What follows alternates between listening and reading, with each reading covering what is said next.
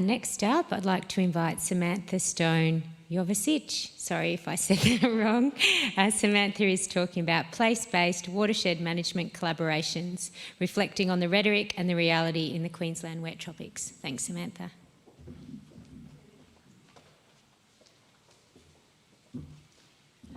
Thank you, everyone. I'd like to first acknowledge and pay my respects to the Wulguru Kaba and Bindal people, who are the first people here in the Townsville region. Also, I'd like to sort of acknowledge numerous other colleagues who participated in this research and are not named here, and I will talk a little bit more about them in this presentation. So there have been more than 20 years of efforts to improve water quality in the Great Barrier Reef. And for many of those years, some of those efforts have been really fragmented. And that has really affected sort of the efficiencies of those programs and projects and really the benefits of having invested all the money in terms of being able to sort of protect the reef. And in 2016, the Great Barrier Reef Water Science Task Force made the recommendation to pilot sort of more concerted and integrated and adaptive management approach to 2 pollutant hotspots, one being up north and down further in the Burdekin, and to work in close collaboration with those who would be most affected by changes to land management and land practices. So one of those is the Wet Tropics MIP project, which is what I'm going to be talking about today. It's located up in far north Queensland and was coordinated by Terrain NRM. And the whole focus was on trialing a range of tailored technologies and farm management practices to reduce nutrient and pesticide loads flowing into local waterways. And landholders were strongly involved in this MIP project. Oh, sorry. I'm not used to speaking in front of everyone, to be honest. It's been a long time since I've done this. And each of the MIPs had the freedom to take on the recommendations from the task force and to interpret them in their own ways. And these were the principles of ways of working together that Terrain adopted. And as you can see, it echoed a lot of some of the principles that are deeply embedded in some of the common NRM management approaches that are implemented increasingly globally and also in Australia. And one of the key things that we really wanted to explore, these are very ambitious principles. So what happens when you take these very high, lofty goals and actually put them into practices? And what we did was wanting to investigate that with the core team of people who had different roles in actually designing and delivering the MIP project. And so this was a network of people that included farmers, it included traditional owners, it included peak industry groups and Terrain staff. And our approach was really to come at it a bit differently. It wasn't to do a set of interviews with those core team members, but rather to use the questions as a way to facilitate reflection about the real practical challenges of putting some of those principles into practice and the lived experience of the ups and downs of doing that. So we talked about a number of different topics, and I won't obviously be covering all of those today. But part of one of the common themes that came up across when we were exploring wins or challenges or business as usual versus, the MIP model, one of the common themes that kept on coming over and over again was the issue of engagement and collaboration. How important that was, but also how incredibly difficult it was to put that into practice.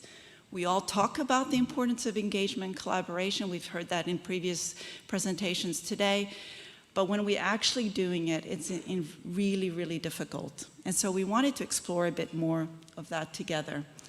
In terms of how Terrain incorporated engagement and collaboration, they really took a very multi-pronged approach.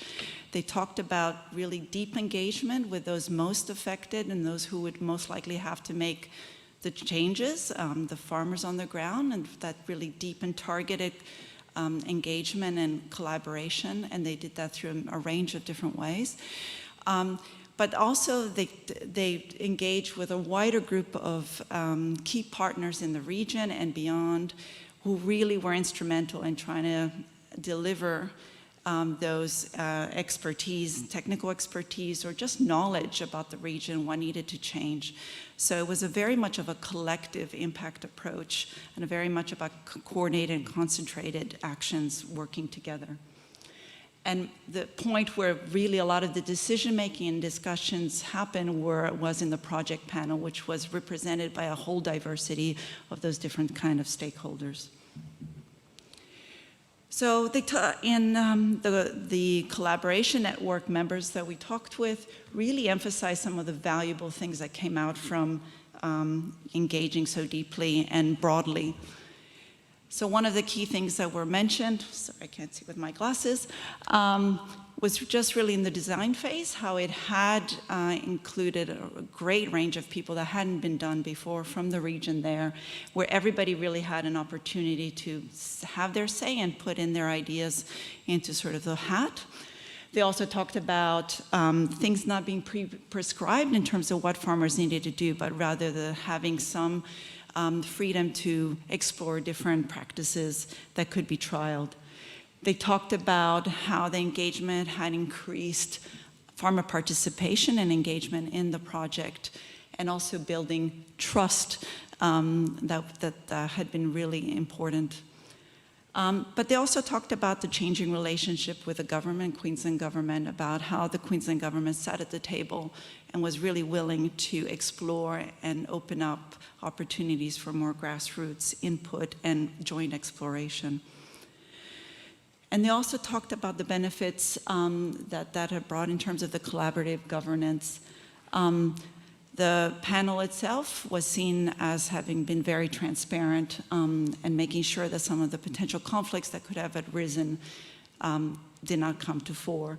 And also about having traditional owners and other key stakeholders that typically had not been in panels being present in there and able to contribute their interests. And one of the key comments... Oh, I'll hurry up. Time is over, almost. Thanks. I will finish up quickly, too many slides. But I think one of the key things was there were a lot of benefits, but through that really some significant challenges in terms of really people letting go, in terms of building that trust over a long period of time of historical distrust, challenging relationships and the emotional toll that took on people. The issue of the panels and decision-making and the representativeness of that certain groups had not really been represented or had not have sufficient voice there. And as well as the tension between balancing what the community and farmer needs were, and also keeping a line of sight to the water quality outcomes that needed to be delivered through the project. And just to finish up, really the key takeaways from those conversations was the importance of engagement and collaboration. A lot of evidence was pointed to that building trust, mutual exchange, respect, willingness to engage more, and how those are fundamental building blocks to progressing towards greater uptake of changes in farming practices. But also the challenge of, there is no silver bullet of dealing of the ups and downs in the collaboration and engagement. And how do you deal when there is no kind of magic recipe book? How do you get over those and manage those tensions, and really drawing on some of the lessons learned and some of the best practices that are out there about how you do engagement are some of the potential things that you can draw on, although we didn't talk in depth in the interviews about that. And just the last slide, I think the key thing is really we tend to talk in NRM about failures and challenges and bottlenecks and really see them as really difficult things to talk about, and not enough time is spent into really exploring them. And there are a number of fields and experiences we can draw from, such as adaptive management, which emphasizes the importance of learning to inform changes, but also other fields which talk about being in the tension and discomforts and really unpacking those difficult lessons learned and having an avenue to really share them and think about the actions that need to be taken. So really concrete actions that emerge from that. So it's an opportunity to extend in other fields as well. Thank you.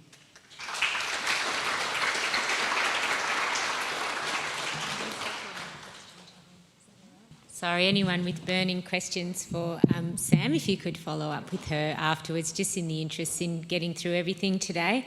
I thought I should just mention as well that we decided not to have any concurrent sessions today, and that's why there's just 6 presentations per session. And I wanted to thank everybody that put in an abstract and maybe didn't get accepted. It was a very brutal culling process because we only had 12 presentations, and all the abstracts were of a really high quality. So I'm sorry if you did put in an abstract and weren't presenting today, and hopefully next year bigger and better, and we can have a lot more time for presentations.